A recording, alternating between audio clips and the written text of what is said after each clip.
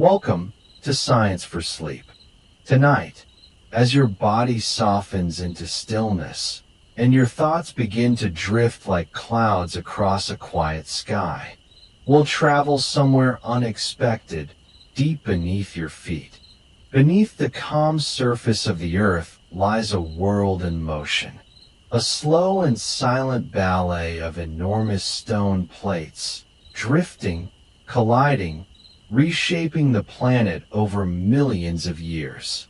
This gentle movement is what makes mountains rise, oceans widen, and sometimes the ground tremble beneath us. But there is no need to fear. Tonight, we won't rush. We'll explore these restless forces with wonder, not worry. Like dreamers floating through deep time, guided only by curiosity and calm. So close your eyes if you like. Let your breath deepen, and let's begin a quiet journey into the heart of Earth's hidden engine.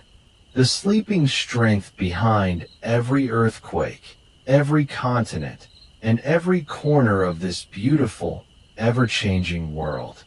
Chapter 1. Beneath your feet, a living world. Your feet rest upon a quiet floor, but deep below, the earth is breathing. Tectonic plates drift slowly, like ancient thoughts in the planet's memory.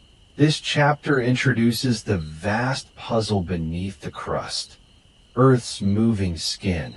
You begin to feel the pulse of a planet that never truly sleeps. Close your eyes. Feel the weight of your body pressing gently into the mattress. The day has ended, and now stillness surrounds you. But far below the floor beneath your room, below the ground, below the roots of trees and bones of mountains, the earth is not still. It breathes. Slowly, silently, endlessly. You lie upon a shell, a crust, really brittle, broken, ancient. And this shell is not one seamless surface, but a jigsaw of giant slabs, moving pieces, slowly sliding over a hidden ocean of heat. These are the tectonic plates, and they are always in motion, even as you sleep. Like the surface of a frozen lake cracking under a shifting wind, the crust is divided into pieces. The Pacific Plate, the Eurasian Plate, the North American Plate, each immense, heavier than mountains, yet riding atop a churning, molten mantle like rafts on fire. But this fire is patient. It does not rush. It warms and lifts and bends the world over millions of years. You may imagine the ground you walk on as solid, eternal. But deep time tells another story. Imagine watching the earth on a timeline stretched across your ceiling, years racing by like gentle raindrops. Continents drift, oceans open and close, islands rise and vanish. The ground becomes liquid in thought, moving so slowly that your mind must become quiet to notice it. This movement is called plate tectonics. It is the silent force behind mountains, earthquakes, volcanoes, and even the shape of coastlines. Beneath your feet, deep down, plates of crust grind, pull apart, and dive under one another. They don't speak in words, but in tremors and pressure, in the building and breaking of landscapes. The surface of the earth is only the outer layer of a deeper, living system. Beneath the crust lies the mantle, dense, hot, and endlessly shifting. Though it behaves like solid rock on the surface, deep down, the mantle flows. Slowly, like cold honey sliding down the walls of time. This flow pushes the plates above it, nudging them a few centimeters each year. The speed of a growing fingernail. And yet, in geologic time, this is fast. When two plates move apart, a new crust forms in the gap. This happens deep under the oceans, where molten rock rises from below and hardens into new seafloor. These are called mid-ocean ridges, underwater mountain ranges born in darkness and silence. Here, the Earth creates new skin, and when two plates collide, one dives beneath the other, slipping into the mantle to be melted and reborn. This is subduction, a slow, powerful descent, like one ancient thought sinking beneath another to make space for new ideas. In this recycling, mountains form, volcanoes awaken, earthquakes tremble. You can feel it now, not as fear, but as wonder. The land beneath you is not still, but alive. Each rock has traveled. Each grain of sand holds a story. Consider the Himalayas, tallest mountains on Earth. Once, long ago, they were the floor of an ancient sea. But then the Indian plate moved north, met the Eurasian plate, and neither yielded. Instead, they rose together, slowly, like folded hands in prayer, lifted skyward over millions of years. Or think of Iceland, split down the middle by two separating plates. There, the earth opens gently, letting lava rise like glowing breath in the night. Land is created before human eyes, a reminder that the earth is always becoming. These plates shape not only the surface but the way life forms and evolves. Mountains change weather. Ocean ridges shape currents. Volcanoes bring minerals to the surface, nourishing soil. The planet is not a stage, but a character, changing, influencing, responding. Even now, as you lie still, your continent moves. Slowly, invisibly. Adrift, not a race. But it never stops. In 100 million years, your home will be somewhere else. The continents will shift again, joining or parting, as they have done many times before. If you could wait long enough, you would see Africa kiss Europe, Australia rise into Asia, California drift northward like a wandering thought, all driven by the breath of the deep earth. You are not apart from this motion. Your bones are made of minerals once forged in ancient magma. The iron in your blood may have once traveled through a volcano. You are part of the earth's unfolding story, born of stone and fire, carried gently through time. So sleep now, knowing the world beneath you is not sleeping. It turns, shifts, and exhales. A living puzzle made not to be solved, but to be felt. And as your breath slows, as your body softens into the warmth of stillness, you might begin to wonder. If the ground itself moves, then what else has drifted over time? Where did the continents come from? And where were they before they became what we now call home? The Cradle of Continents waits for you. Chapter 2, The Cradle of Continents.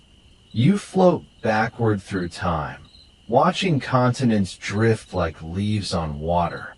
Pangea forms, breaks apart, and dances across millions of years. Learn how plate motion shaped mountains, oceans, and the world we walk today. To eye in this silent movement lies the map of Earth's deepest stories. Breathe deeply, and let your mind drift downward, not into the earth, but into time. You're standing on solid ground, but time begins to loosen your grip. The floor beneath you softens into memory, and soon you are floating, gently, above a planet that is slowly turning back the pages of its story. Below, the world is unrecognizable. No cities, no people, no borders, just land, raw, breathing, shifting land, moving ever so slowly across a young and restless earth. The continents you know, Africa, Asia, the Americas, have vanished into something ancient and whole, a single, massive landmass called Pangaea. Pangaea, from the Greek, meaning all earth. It stretches across the planet like a giant puzzle fully assembled, its jagged edges not yet frayed by time. You watch this ancient continent sleep. Around it, a single ocean sighs in waves. Panthalassa, the all-sea, wrapping its arms around this colossal cradle of rock. But nothing in this story stays still. Like breath, like tides, like thought, the earth begins to move. Slow, rhythmic, dreamlike. Pangaea shudders softly and starts to fracture. Cracks bloom like veins across its surface. What once was one begins to separate.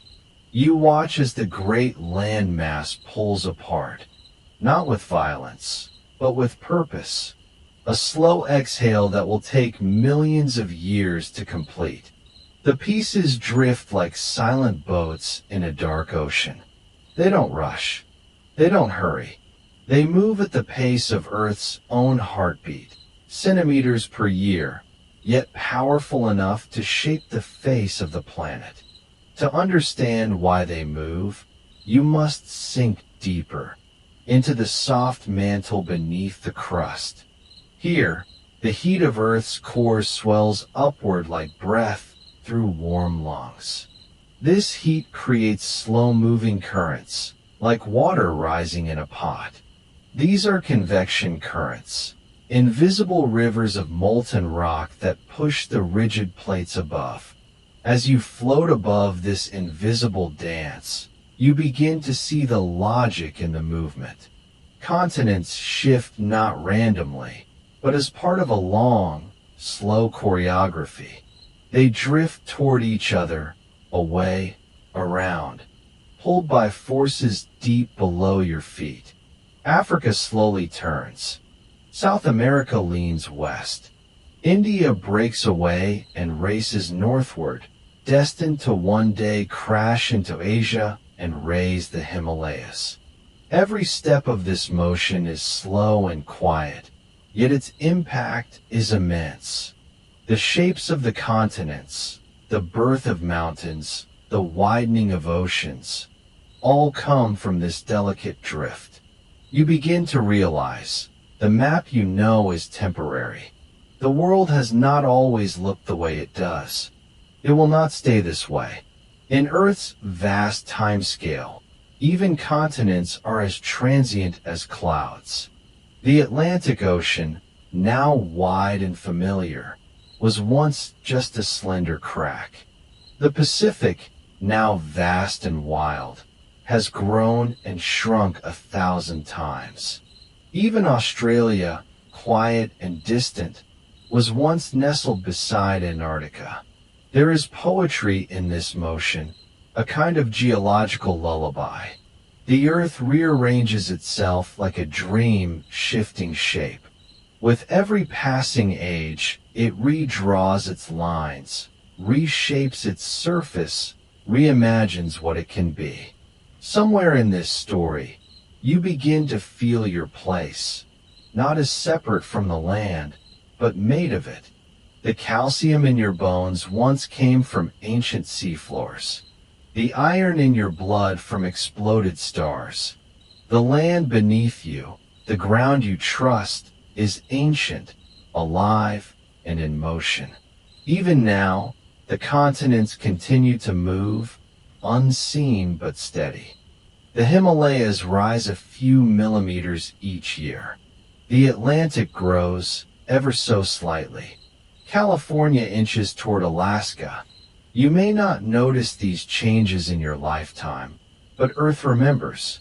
Sometimes, these movements bring the continents together, forging supercontinents like Pangaea. Other times, they drift far apart. Geologists believe that in the deep future, a new supercontinent, perhaps called Pangaea Proxima, may form again, as if the Earth breathes in cycles. The drifting of continents shapes more than geography. It shapes life. When land splits, species are isolated. When it joins, they mingle.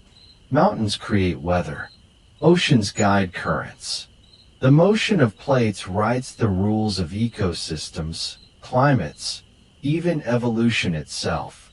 You realize that every walk on the beach, every mountain climbed, every desert crossed, all are gifts from plate tectonics. And still, the continents drift. You begin to feel drowsy, lulled by the patient rhythm of the earth. There's comfort in knowing that the world moves slowly, that the land itself takes time, that even the grandest changes, like the birth of continents, begin as gentle motions. As your thoughts slow, you begin to wonder, where does this movement lead? What happens when continents collide? When plates grind past one another? What forces build mountains, forge valleys, and create the fragile seams of the earth? You float quietly into the next chapter, following the invisible lines where continents meet and part. And somewhere in the dark silence beneath your feet, the earth continues to drift, softly, endlessly, like a lullaby sung in stone. Chapter 3, Fault Lines, where the earth whispers warnings. There are invisible seams beneath your world, places where tension builds. Along these fault lines, the earth stretches and snaps, gently or violently. Understand the difference between quiet rumblings and sudden ruptures. You sense the quiet warning in every small tremor underfoot. You lie still, your body heavy, your breath slow, your mind drifting downward, not into sleep just yet, but deeper into the earth. Beneath you, far beneath the warm crust of your comforter and the quiet floor of your room, the planet is tense. It holds its breath in ancient places, in narrow seams and hidden boundaries. These are the fault lines, the Earth's quietest conversations, its most delicate warnings. A fault line is not always a jagged scar. Sometimes it's a soft edge, like the crease in a folded sheet. You can't see it from above. Trees grow over it. Cities rise unknowingly upon it. But deep in the crust, the ground is shifting ever so slowly. Rock rubs against rock. Pressure builds in silence. Imagine two great blocks of earth, each the size of a continent, pressing against each other like sleeping giants. They are not enemies. They are neighbors with long memories. They have been here together for millions of years, breathing in tectonic time, where movement is measured in millimeters per year. They do not rush. They hold tension like a slow inhale, until, suddenly, they exhale. This release is what you feel as an earthquake. It might be a soft sigh or a sharp snap. Some you notice. A cup rattles, a light sways. Others you never feel. But the earth feels everything. There are many types of fault lines, each a different kind of pause in the planet's rhythm. In a strike-slip fault, the land slides horizontally, left and right, side by side, like two hands brushing past each other in the dark. The San Andreas Fault in California is one such line. It's famous not for how often it speaks, but for how long it can remain silent, until one day it doesn't. Then there are thrust faults. In these, one piece of earth is pushed up over another, like a blanket pulled tightly over a bed. These faults make mountains over time, but also bring sudden jolts, lifting the land without warning. Beneath the Himalayas, this happens constantly, the collision of India and Asia ongoing. the crust reshaping itself like soft clay under great weight. Normal faults, by contrast, pull apart. The crust stretches and thins. Valleys open, land sinks slightly. These are the Earth's sighs of release, as if it's gently letting go. The East African Rift is an example, a continent being slowly pulled in two. But no matter the type, all faults speak the same language, one of pressure and patience. When pressure is low, the movement is subtle. It's called creep, a slow, graceful slide that doesn't disturb the surface. Like a breath taken while half asleep, it passes unnoticed. But when the rocks resist, when friction locks the plates together, tension mounts. Days, years, even centuries pass. Then, a sudden shift. The Earth remembers its flexibility. The energy is released. This is when we feel the Earth not as home, but as force. Seismologists, the scientists who listen to the Earth, use delicate instruments to catch these whispers. Seismographs, ink and needle or digital pulse, trace the movements of stone with eerie precision. A tremor in Alaska might be felt in Tokyo, if not by people, then by machines.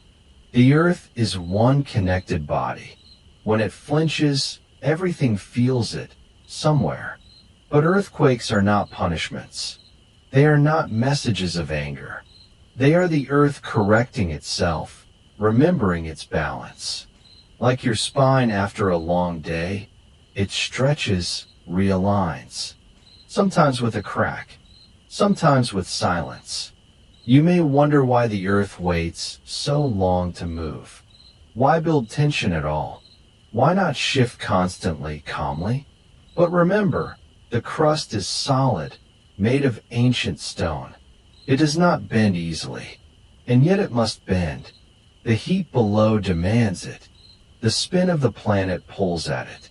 The dance of the plates requires movement. So it resists until it cannot. And when it cannot, the world moves. A city may tremble. A mountain may rise half a meter. A river may find a new course. And always, the tension is followed by quiet again. There's something humbling in this pattern, in knowing that the ground beneath you, so still, so certain, is alive with slow stories. Each fault line is a page in the book of the Earth's memory. Each tremor, a comma. Each quake, a chapter. As you lie there, breathing with the rhythm of your own body, you begin to feel the resonance. You are made of minerals, too, of calcium and iron and silicates, just like the crust beneath you. In some way, you are Earth, noticing itself. And though these cracks in the crust can frighten us, because they shake our homes and unsettle our footing, they are not flaws. They are features of a living planet. Without them, mountains would not rise. Oceans would not form. Volcanoes would never burn through to light the sky. Movement is not the enemy. Stillness, in a way, would be. So the Earth whispers through its fault lines. It tells us not to fear the cracks, but to understand them, to respect them, to listen. There is wisdom in the waiting. There is beauty in the break.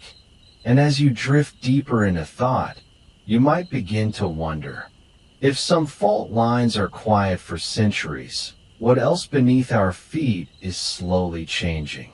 And what does it become when one plate slides quietly beneath another? Chapter 4, Subduction Zones, where one plate sinks below another. Imagine one vast slab of Earth diving beneath another, inch by inch. Subduction zones are slow but powerful, forging volcanoes and deep-sea trenches.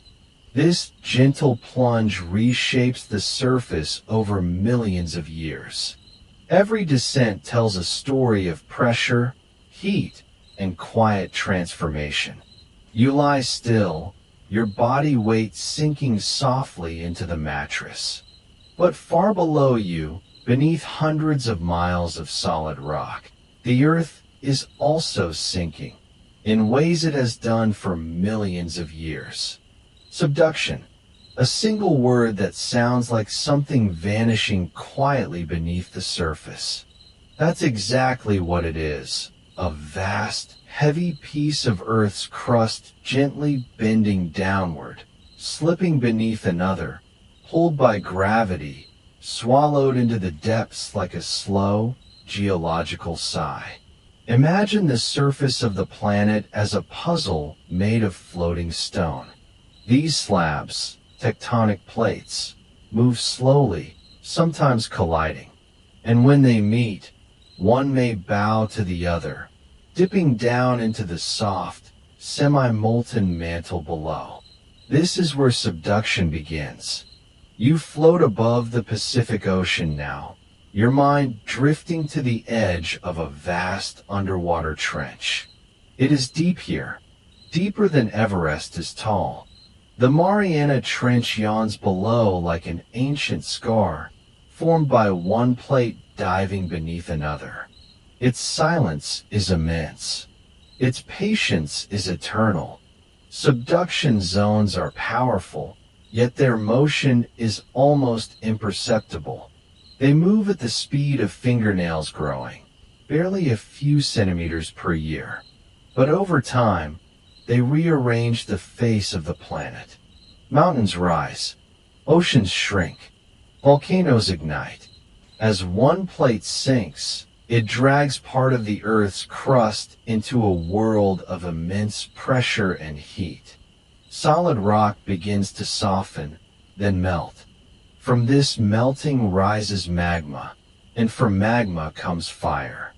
This is how volcanoes are born, not in rage, but in long, smoldering tension. Subduction zones are not chaos. They are choreography, a slow dance of crust and mantle, gravity and heat. You may think of them as destructive, but they are also creators. For every trench carved into the ocean floor, there is a mountain lifted skyward.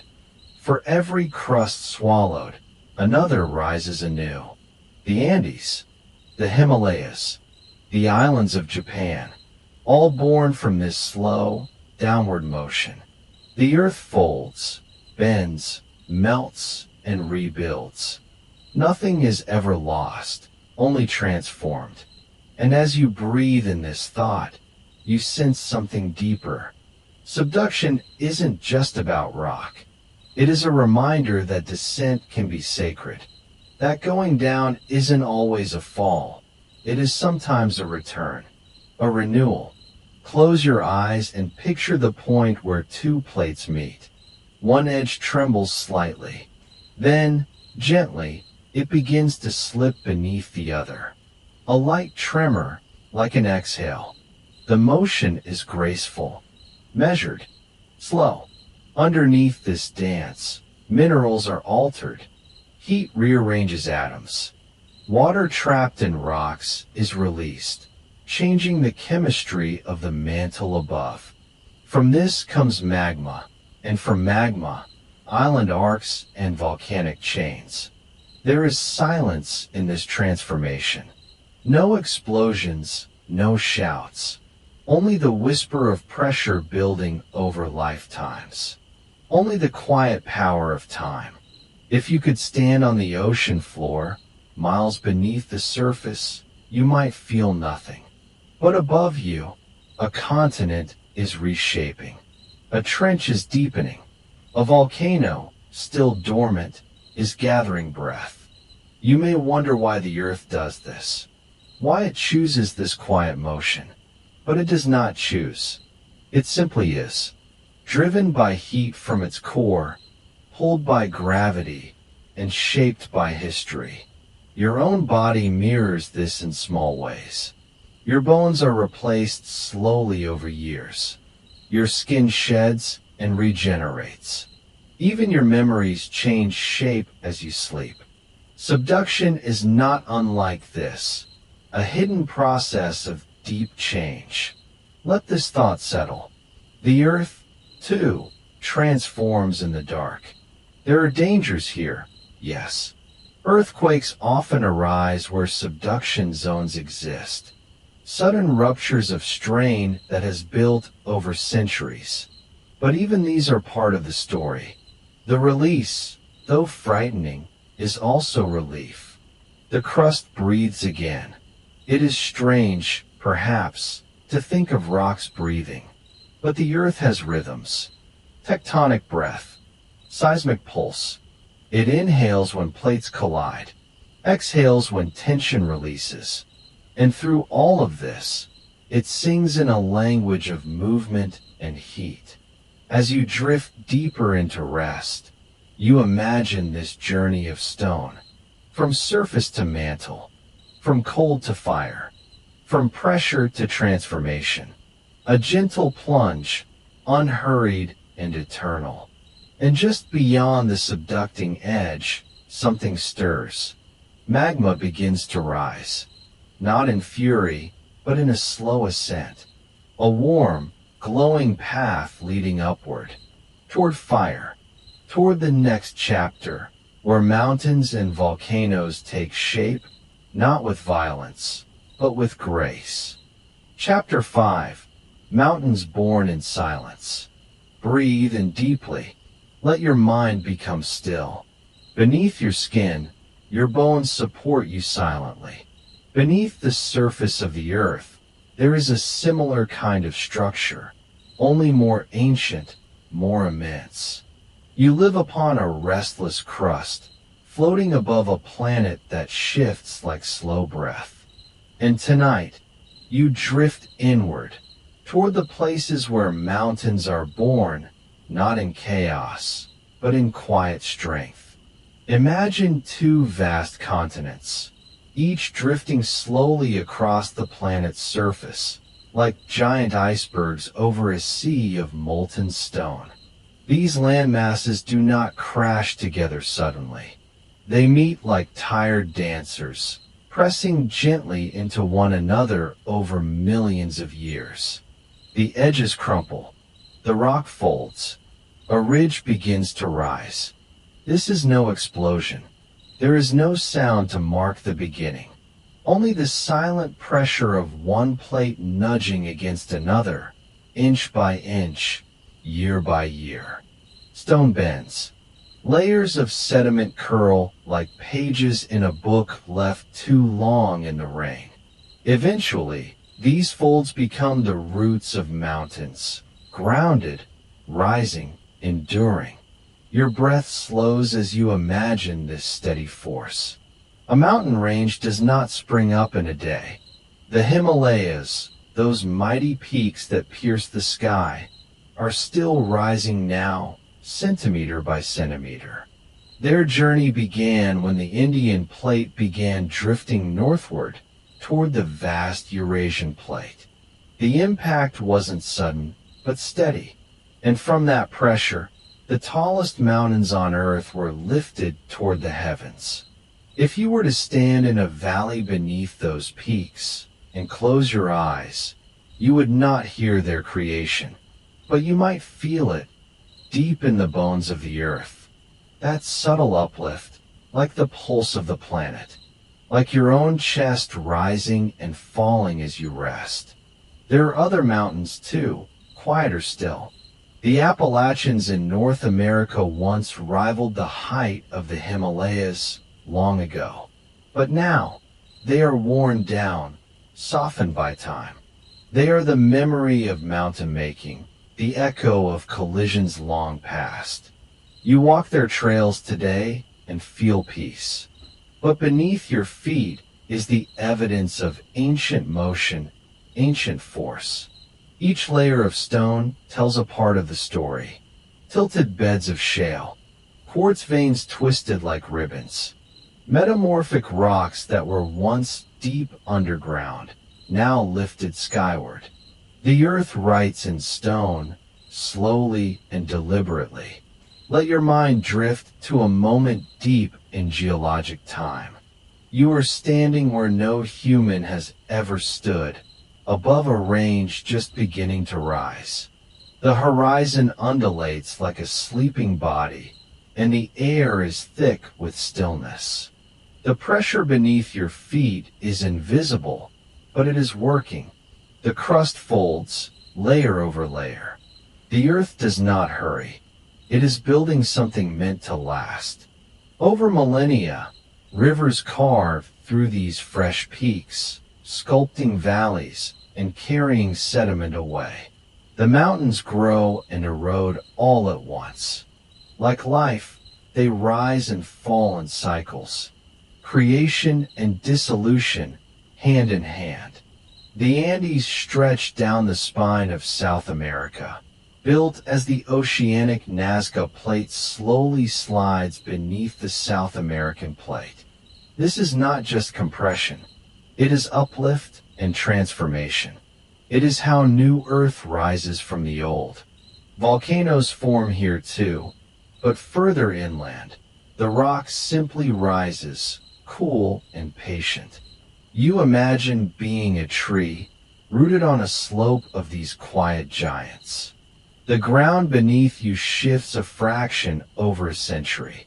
You do not notice, but the land is becoming. There is wonder in this slowness. A mountain is proof that not all power is loud. Some forces speak in whispers. Some strength is built not with speed, but with stillness. The earth's spine is made of this strength. And as you lie here now, safe in your bed, your body mirrors this process. Your muscles soften. Your thoughts settle. Your breath is your uplift, slow and steady. You are a landscape being reshaped by time and patience. Mountains are born in silence, but they speak across time.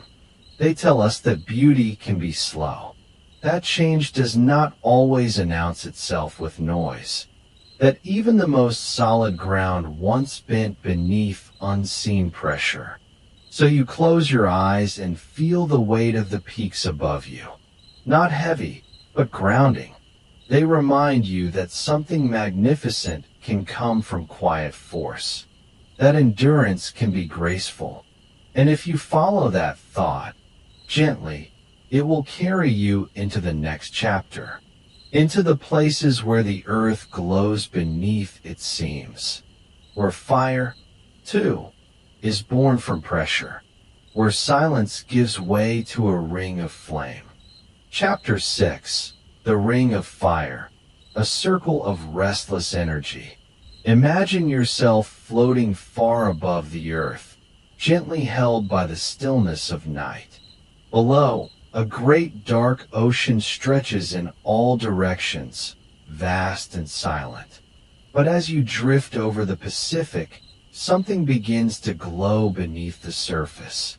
A soft halo of energy, a ring, pulsing faintly like the rim of a sleeping eye, surrounds the ocean's edge.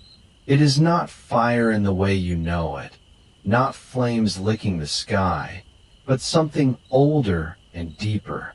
This is the Ring of Fire, a circle not of flame, but of restless creation. You feel the curve of the Pacific Plate beneath you, enormous and quiet, yet never truly still.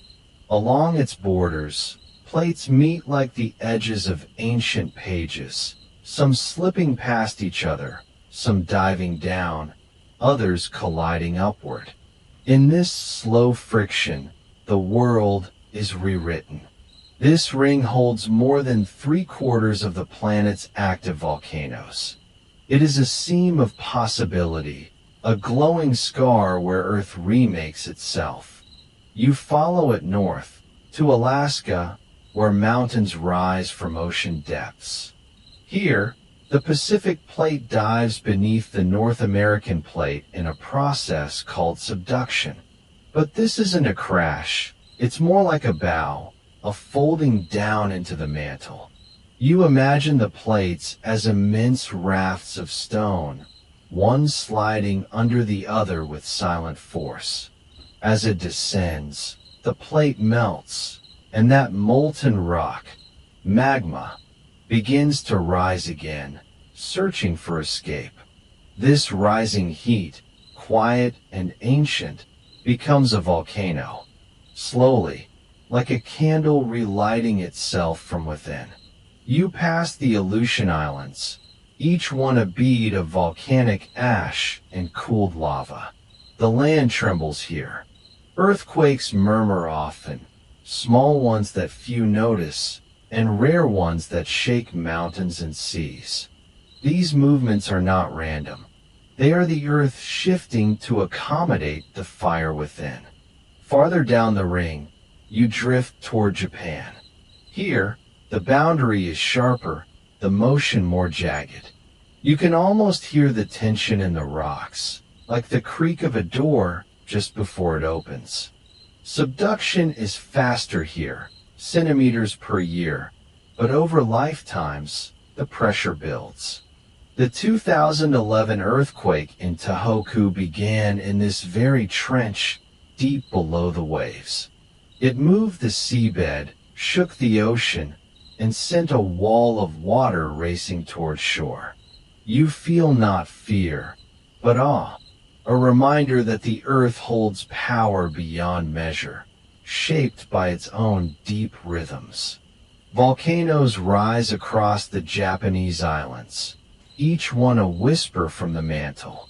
Mt. Fuji stands serene, its snowy peak catching the morning light, but its roots burn quietly. You imagine magma like slow honey, rising and cooling, forming new layers of land. The people here have lived beside this fire for generations, learning to read its moods and rhythms. Life and danger coexist, as they always do on the edge of great transformation. Your path leads you south now, to the Philippines, Indonesia, and Papua New Guinea. The ring here is chaotic, twisted with overlapping plates. Subduction zones crisscross like tangled threads. Volcanoes speckle the land like stars on dark cloth. You picture each one as a window into Earth's heat. Lava glows, gas hisses, and the ground pulses beneath your feet. The very soil is born of fire. In Indonesia, Mount Tambora once erupted with such force that it darkened skies around the world. The year was 1815. Ash blocked the sun, crops failed, and what followed was known as the year without a summer. You breathe slowly, letting the lesson settle. Even distant fire can cool the world above. The ring curves now around Australia's edge, through New Zealand, and then arcs across the vast eastern Pacific. You find yourself above the west coast of South America, Chile, Peru, Ecuador. The Nazca Plate slides beneath the South American plate here, raising the towering Andes. Volcanoes pierce the skies, each one a monument to buried heat. The earth is lifting itself, folding rock into mountain. Snow-capped peaks rise above you, but your gaze is drawn down, beneath, always beneath, where friction builds and magma churns. The land moves here, too, often without warning. Earthquakes ripple through these coastal nations like silent waves. One last arc remains, the western coast of North America.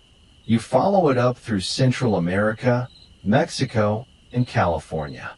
Here, the plates shift sideways, a strike-slip boundary. The San Andreas Fault is not a place of diving plates, but of sliding ones. It is tension in a different form, quieter, but no less powerful. The Ring of Fire is not one thing. It is many types of motion, many expressions of energy. Subduction, collision, slip. Volcano, trench, quake. It is a reminder that the Earth is not solid in the way we think. It breathes, stretches, reshapes. Beneath the Pacific Ocean lies an enormous plate slowly growing colder. As it cools, it sinks deeper into the mantle, dragging the surface down. This is how oceans change, how continents rearrange. You feel the movement like a lullaby, not sudden, not violent, but inevitable. You understand now that the ring of fire is not fire at all, but motion. A circle of transformation where the earth constantly remakes itself. From the ashes of eruptions rise new islands. From the rubble of quakes come stronger foundations. This is creation, cloaked in destruction. The story of the planet, always being written anew. You float higher now, watching the glow recede beneath ocean waves. You have circled the ring, seen its fire, and felt its breath. But the fire never truly leaves. It simmers, waiting, and as you drift in quiet thought, you begin to wonder, where does the fire go when it slips away unnoticed? What happens when earthquakes whisper instead of roar? Chapter 7. Slow Quakes and Silent Slides. You lie still beneath the soft weight of your blanket, and far below you, the earth lies still too. Or so it seems. But beneath the crust, in the darkness and pressure where light has never touched, something is always moving. Not with violence, not with sound, but with the hush of slow grace. Tonight, you journey into a quieter kind of earthquake, the ones that whisper instead of roar. These are the slow quakes, the silent slides, movements of the Earth's crust that unfold not in seconds, but in days, weeks, even months. While the quakes you hear about in the news arrive with suddenness and shock, these drift gently, like clouds changing shape in the sky. Imagine two immense slabs of earth pressed tightly together. They press, they resist, and slowly, almost imperceptibly, one begins to slip past the other. No cracks, no collapsing walls, no sirens. Just motion, a sigh in the stone. In places like the Cascadia subduction zone of North America, these slow slips are a regular rhythm, occurring every 14 months or so. Tectonic plates there push against each other, locked in a long and patient embrace. But the deeper parts of the plates are coated in a strange clay-like substance, slick and soft, which allows for a different kind of movement. The upper crust remains stuck, tension rising quietly, while deep below, the earth lets go slowly. Seismologists call these episodic tremor and slip events. But in simpler terms, you might think of them as the planet exhaling. A long breath released through the corridors of rock and time. Unlike their louder cousins, slow quakes don't pose immediate danger. They rarely shake buildings or fracture roads. Yet they are powerful in their own right. They release the same amount of energy as a strong earthquake, just stretched out across time, like a melody played in slow motion. Your mind may picture an orchestra tuning before a symphony, the instruments softly shifting pitch, finding harmony. That's how the earth feels during a slow quake, each layer adjusting, tuning itself, syncing motion with balance. Scientists first began detecting these events through the tiniest signs. GPS stations, no bigger than a lunchbox, placed atop hills and forest clearings. Watching, waiting. When one of these quiet slips begins, the GPS sensors detect movement not in inches, but in millimeters. A mountain might lean eastward ever so slightly. A valley might nudge north, small enough that no one notices, but large enough that the earth has changed. And alongside these slips, deep tremors pulse, vibrations that don't travel the way normal earthquake waves do. These tremors are like the heartbeat of the event, not a pounding one, but a soft flutter. Not all seismometers can hear them, but those that do recognize a kind of hidden language, a dialect of stillness. Why does the earth move this way? Why not always in jolts and breaks? The answer lies in temperature, pressure, and the materials buried deep. Rock behaves like rock near the surface. It breaks, it snaps. But further down, where it's warmer, it behaves more like putty, still solid, but flexible. It bends instead of breaking. And so, in these warm zones, the earth dances slowly.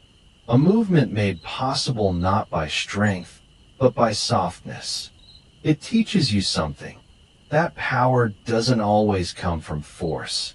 Sometimes, power is the ability to yield, to stretch without snapping, to move quietly but with meaning. People once thought that all earthquakes had to be sudden. That shaking ground always meant disaster. But now we know that the planet has more than one way to shift. It has quiet moods, gentle gestures. These silent slides are part of its language. And in some ways, they act as pressure valves. By slipping quietly, the earth may reduce the tension building in more dangerous zones. It's like letting out steam from a kettle before it whistles. These slow slips may, at times, delay or soften more powerful quakes, or they may simply be a necessary exhale before a shout. There's beauty in knowing this, that not every change is violent, that not every movement comes with pain. Your body knows this too. Think of your breath, how it moves through you constantly, often unnoticed. Inhale, exhale, no fanfare, no sound, and yet it is life. The earth breathes too, and sometimes that breath takes the form of motion beneath your feet. So slow, so soft, you could sleep through it. Just like now, as you begin to drift, imagine the earth beneath you shifting ever so slightly. A ripple in the stone, a silent, patient adjustment. No hurry, no alarm. Just the old, wise body of the planet rolling gently in its sleep. And somewhere far beneath, where darkness holds the heat of ancient time, that motion continues. Not rushing, not stopping, just moving. You rest above a living world that never rests. And next, we listen more closely to that tension in the stone, to the way energy stores itself, waiting, always waiting for release. Chapter 8. Energy stored in stone. Beneath the surface of the quiet ground you walk on, something ancient stirs, not loudly, but slowly, patiently. The crust of the earth, though it feels firm beneath your feet, is not entirely still. It flexes, it bends, and deep inside, it holds its breath. You imagine the earth not as a rock, but as something alive, something with memory and muscle. The land may seem still on the surface, but within the crust, energy gathers over time, like air being drawn into lungs and held tight. The stone remembers each pressure placed upon it, tectonic plates pushing, pulling, shifting ever so slightly. These movements are slow and invisible, measured not in moments, but in decades, centuries, even millennia. The surface of the planet behaves like a sheet of glass that bends, but doesn't break. Not yet. Fault lines, those invisible seams in the crust, are where the tension builds most. You can think of them as the Earth's scars, old wounds, weak places waiting for release. As the plates grind past one another, stress builds silently, stored in the rocks like energy inside a wound spring. The longer it waits, the tighter it coils. Picture a rubber band stretched between two fingers. Pull gently, and it resists. Stretch further, and it starts to shake. Hold it long enough, and eventually it snaps. When the Earth finally moves, it does so with a suddenness that belies its patience. The energy once held in silence is released in a burst, an earthquake. But before the break, there is the buildup. You drift, in your mind, to a place far beneath the crust, to the deep rocks under a fault zone. There, the stone flexes microscopically. Crystals grind against each other. Grains of mineral shift ever so slightly. Friction grows. You can almost hear the silence, a deep, slow groan that echoes through the stillness. The energy is potential, a word used in science to describe something that could happen but hasn't yet. Like a seed in soil or a yawn waiting at the edge of sleep, the potential for movement rests in the stone. And it's everywhere, under cities, mountains, seas. The planet is full of places where energy sleeps in waiting. You think about how pressure transforms things, how coal becomes diamond under time and weight, how bones grow stronger with strain, how human emotions rise when held in for too long. The Earth, too, feels the weight of its own quiet burden. Sometimes, small movements relieve this stress. A tremor here, a whisper there. These are the Earth's gentle exhalations. But not always. When the fault is locked, the plates still push, and the rocks still bend. Over decades, the energy becomes too much. Then, in an instant, it breaks. This is what seismologists study: how, where, and when that stored energy might be released. They use sensors to listen to the Earth, to feel for the tiny pulses beneath. These machines, seismographs, are like stethoscopes for the planet's heart. They record each vibration and pattern. They seek to understand the rhythms of a restless body. And yet, predicting the exact moment of release is a mystery. The Earth, for all our tools and science, still holds secrets. It does not always warn us in loud or obvious ways. Often, the signs are too subtle to notice until the release has already begun. There's a quiet beauty in this, the reminder that nature does not always follow our clocks, that some things move in their own time, that energy, even when invisible, is never lost. It merely waits. You float now through images of landscapes shaped by this stored energy: jagged cliffs, uplifted hills, deep ocean trenches, all formed by movements we rarely see, but which echo through time. What was once stress and stone is now form and shape and story.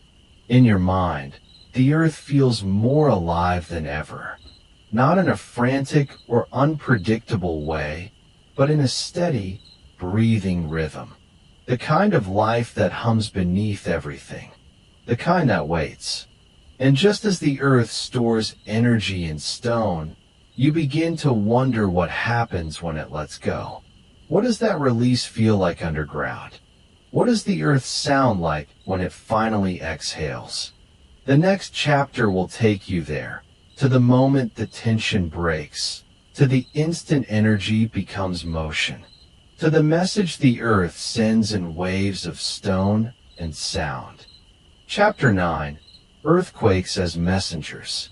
Beneath the hush of night, as your body settles and your thoughts begin to drift, imagine that the Earth itself has a heartbeat. but it's not the steady rhythm of your chest. It pulses and jolts, in long silences broken by sudden movement. You may not always feel it, but the planet is always speaking. And sometimes it speaks in earthquakes. When the ground trembles, it might seem like disorder, like a violent interruption in an otherwise calm world. But listen more closely. Each quake carries a message, whispered through stone and time. You only need the right kind of ear to hear it. Scientists have those ears. They listen with tools called seismographs, instruments that feel the faintest motion in the earth, like the soft scrape of fingernails on fabric or the rustle of wind in a dream. These instruments record the story of stress and release. Their needles tremble not from fear, but from focus. An earthquake begins deep beneath the surface. Imagine layers of rock pressed together for centuries, like books stacked under weight. Pressure builds slowly. Tension grows. The crust stretches like a bowstring drawn tight. Then, in a moment, the energy releases. Not all at once, but in waves. Some are fast and sharp, others are long and rolling. Together, they spread outward in all directions. These waves are known as seismic waves. Think of them like ripples on a pond after you drop a stone. But in this case, the pond is Earth itself, and the stone is not a pebble but a sudden, cracking shift in stone. The first to arrive are the P waves, primary waves. They travel the fastest, compressing and expanding the ground like a slinky toy stretched and released. They can move through both solid rock and liquid. Next come the S waves, secondary waves. Slower, more graceful. They ripple side to side, moving only through solid layers. They give the earth a soft wobble. Then come the surface waves. These are the ones you feel most. The rolling, lifting, swaying movements that can shake buildings and topple trees. They move along the skin of the earth, slower but often more powerful, like the lingering echo of a deep sigh. As each type of wave travels, it carries a signature, a code. Scientists read these codes like poems left behind by the planet. By comparing when different waves arrive at various seismograph stations, they can pinpoint where the quake began. This point, deep underground, is called the focus. The spot directly above it on the surface is the epicenter. But the story goes deeper still. Seismic waves do more than reveal locations. They tell us about the hidden interior of our world, places we cannot touch or see. Because different materials affect wave speed and direction, scientists can map the inside of Earth like doctors use ultrasounds to see a baby inside the womb. For example, P waves slow down in molten rock. S waves can't travel through liquid at all. When these waves reach the Earth's outer core, a churning sea of molten iron and nickel, they behave differently. Some vanish, others bend. The changes draw a ghostly sketch of the planet's heart. That's how we know Earth has layers: the crust, the mantle, the outer core, and the solid inner core. Not because we've drilled that far, but because earthquakes have shown us. It's humbling, isn't it? That tremors which rattle our windows can also carry the wisdom of the deep. It's like learning that thunder has a language, and we've only just begun to understand its grammar. Seismologists, the scientists who study earthquakes, often describe their work with reverence. They're not just monitoring data, they're listening to a breathing earth. Each new quake adds a brushstroke to a painting that's been in progress for billions of years. Sometimes Earthquakes tell us stories of danger. They warn us where faults are active, where energy is gathering. In this way, seismic data can help save lives. But the Earth doesn't always roar before it moves. Some of its messages are soft and hidden, in tremors so small they can only be found in digital recordings. In recent years, scientists have discovered that even these tiny quakes, called microseisms, can hold secrets. They might reveal how magma is rising under a volcano, or how an ancient fault is waking again. With sensitive tools, we can even hear the creaking of icebergs or the rumble of landslides from far away. It's easy to feel small when we think of earthquakes. Their force can topple cities and reshape coastlines. But in another way, they connect us to something enormous.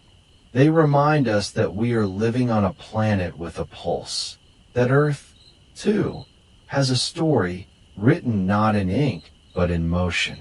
So the next time the ground stirs beneath you, imagine the layers below. Imagine waves moving outward like breath, carrying news from places no human has ever seen. Imagine scientists bent over charts, tracing the delicate signatures of shaking stone. Even in the quietest moments, the Earth is speaking. Even in the deepest sleep, the planet hums. And just as we begin to understand the language of tremors, we look forward, wondering what the Earth might say next when it begins to shape not only the land, but what may come beyond it. Chapter 10: A Moving Planet, a Changing Future. Beneath your body, under homes and oceans, under valleys and spires, the Earth shifts in slow, almost sacred rhythms. It never hurries. It never stops. The crust you stand on is a living raft, floating upon currents of molten stone that have been moving since before memory. You rest upon something ancient, something alive. It's easy to believe the ground is permanent, solid, safe. But the Earth is not a stillness. It is a breath held and released over epochs. You are part of a planet that flows, slowly, softly, like a dream you barely remember upon waking. The tectonic plates, those giant slabs of Earth's crust, continue their slow ballet. Some slide past one another with a whisper. Others dive beneath their neighbors with the hush of surrender. These motions shape the world not only as it was, but as it will be. You picture the continents not as fixed, but as travelers, moving inches each year, pulled by unseen hands. South America drifts westward, Australia sails north, and Africa inches toward Europe. Millimeters add up to miles over lifetimes and ages. Mountains will rise where none stand now. Oceans will close, while others are born anew. Imagine future maps. Not tomorrow's, but those etched 10 million years from now. Picture a new supercontinent, a slow convergence of lands long separated. Perhaps the Atlantic Ocean narrows until it disappears, and the continents kiss again, as they did when Pangaea ruled the world. The coastlines you know are not eternal. Rising seas, shifting faults, and tilting lands redraw the edges of nations again and again. And beneath it all, heat from Earth's core fuels the tectonic churn, convection currents stirring like warm milk under a skin, pulling the plates above them along. This heat is the leftover fire of Earth's creation, still glowing, still working. It melts rock into magma, pushes molten plumes toward the surface, and gives rise to new crust along mid-ocean ridges, like fresh skin on the back of a breathing giant. Volcanoes, born from these fiery plumes, may one day form islands that rise from sea. What feels like disaster in one age may be the soil for new life in another. Lava cools into fertile land. Eruptions seed new beginnings. Every tremor and every flame is also a future meadow, a future forest. But with this movement comes risk. Cities perch on fault lines. Populations cluster along coasts near tectonic boundaries. We are drawn to edges of land, of beauty, of danger. And so, as the plates continue their quiet motion, the future holds not only wonder, but challenge. Will technology help us predict the great movements to come? Will cities adapt like living things, flexible, alert, resilient? Seismographs listen to the Earth's heartbeat. Satellites measure the rise and fall of land. The science is patient, just like the planet it studies. And still, some things move too slowly for us to notice. A valley widening, a mountain range thickening, a coastline inching inland. It is a future carved not in years or even centuries, but in eons. The human mind is just beginning to stretch that far. Plate tectonics also teaches us humility. It reminds you that your moment is brief, not meaningless, but fleeting. The rocks beneath you were once sea beds, or magma chambers, or continents long forgotten. And they will be something else again. But here is the comfort. You are part of that same process. Your cells hold minerals forged in ancient volcanoes. The calcium in your bones once swam in prehistoric seas. You carry the planet inside you. You are not separate from its slow unfolding. You are one layer of it.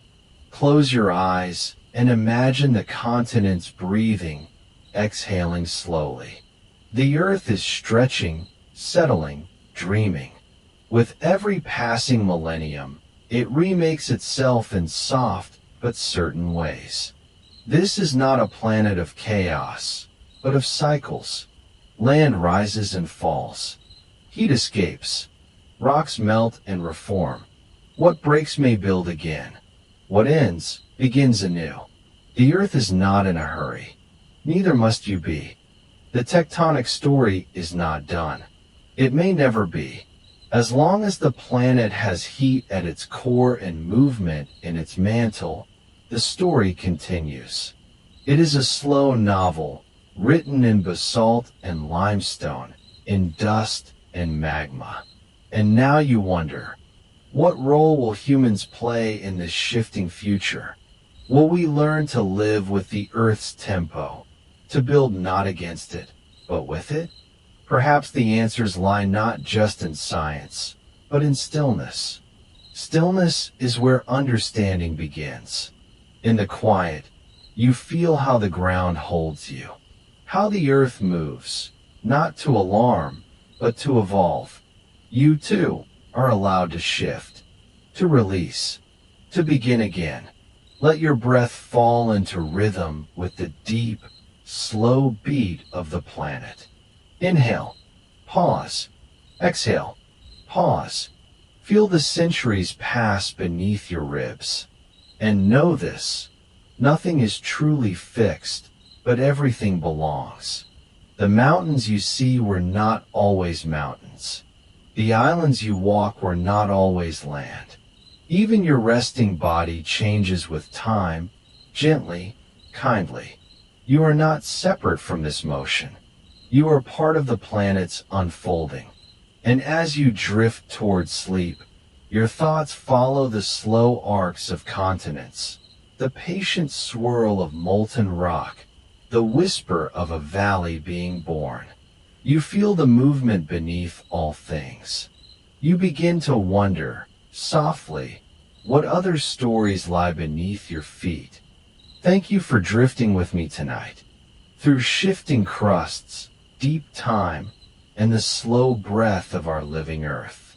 The ground beneath you may move, but tonight you are held. Safe. Still. As you close your eyes, remember, the same quiet patience that builds mountains lives in you. Change doesn't rush. It settles gently, like dust across centuries. Let go of the day.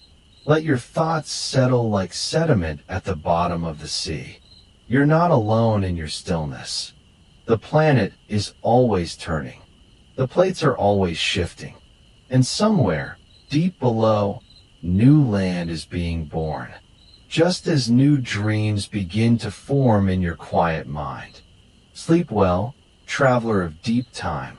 We'll meet again, beneath stars above oceans. Within atoms, across galaxies. There's so much more to wonder. So much more to feel. Good night from Science for Sleep, where curiosity rests, and so do you.